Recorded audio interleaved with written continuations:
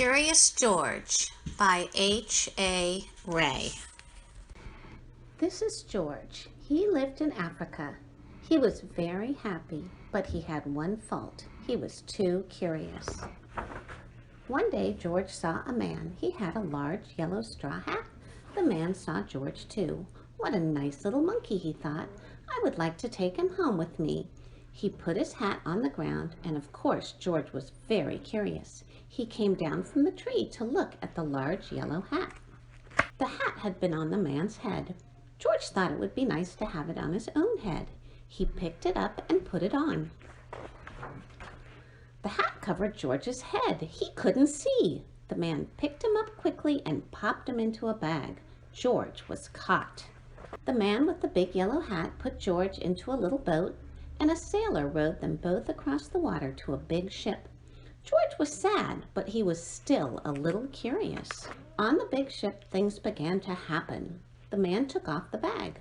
George sat on a little stool, and the man said, "George, I am going to take you to a big zoo in a big city. You will like it there. Now run along and play, but don't get into trouble." George promised to be good, but it is easy for little monkeys to forget. On the deck, he found some seagulls. He wondered how they could fly. He was very curious. Finally, he had to try. It looked easy, but oh, what happened? First this, and then this. "Where is George?" The sailors looked and looked. At last they saw him struggling in the water and almost all tired out. "Man overboard!" the sailors cried, and they threw him a life belt. George caught it and held on. At last he was safe on board. After that, George was more careful to be a good monkey, until at last the long trip was over. George said goodbye to the kind sailors, and he and the man with the yellow hat walked off the ship onto the shore and onto the city to the man's house. After a good meal and a good pipe, George felt very tired. He crawled into bed and fell asleep at once. The next morning, the man telephoned the zoo. George watched him. He was fascinated. Then the man went away. George was curious. He wanted to telephone too. 1, 2, 3, 4, 5, 6, 7. What fun! Ding-a-ling-a-ling! George had telephoned the fire station. The firemen rushed to the telephone. "Hello, hello," they said, but there was no answer. Then they looked for the signal on the big map that showed where the telephone call had come from. They didn't know it was George. They thought it was a real fire. "Hurry, hurry, hurry!" The firemen jumped onto the fire engines and onto the hook and ladders. "Ding dong, ding dong, everyone out of the way! Hurry, hurry, hurry!" The firemen rushed into the house. They opened the door.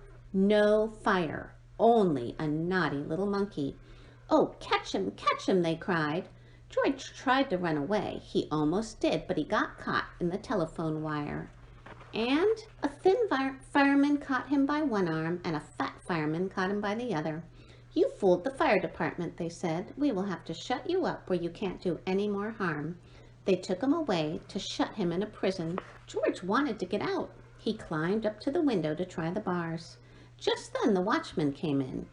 He got on a wooden bed to catch George, but he was too big and heavy. The bed tipped up, the watchman fell over, and quick as lightning, George ran out through the open door. He hurried through the building and out onto the roof. And then he was lucky to be a monkey. Out he walked onto the telephone wires. Quickly and quietly over the guard's head, George walked away. He was free. Down in the street outside the prison wall stood a balloon man.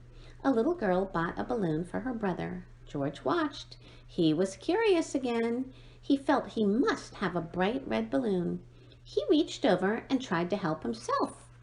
But instead of one balloon, the whole bunch broke loose. In an instant, the wind whisked them all away, and with them went George, holding tight with both hands.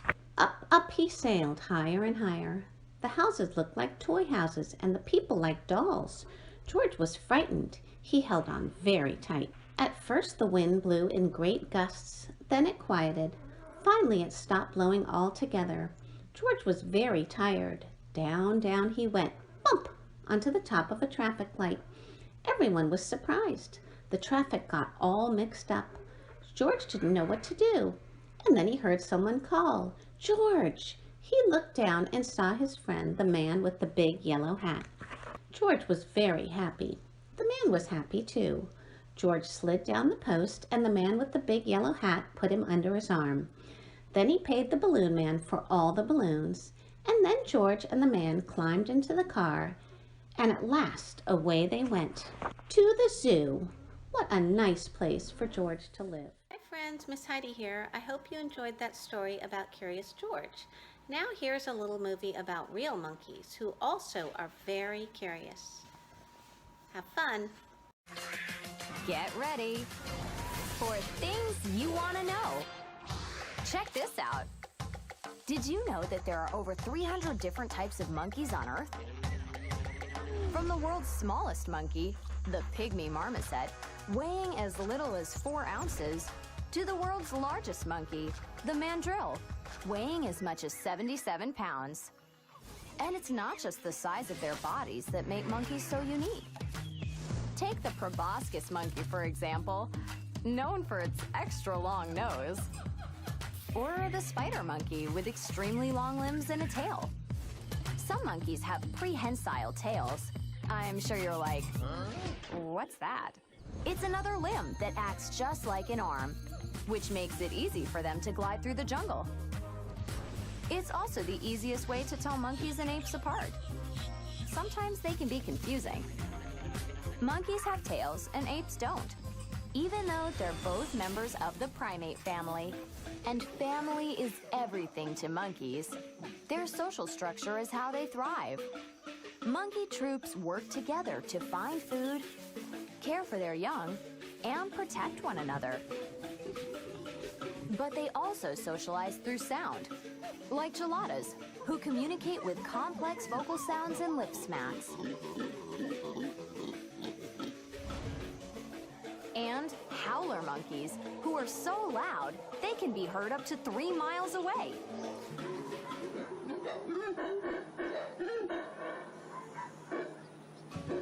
Monkeys are pretty awesome. They have big personalities and are the life of the party wherever they go.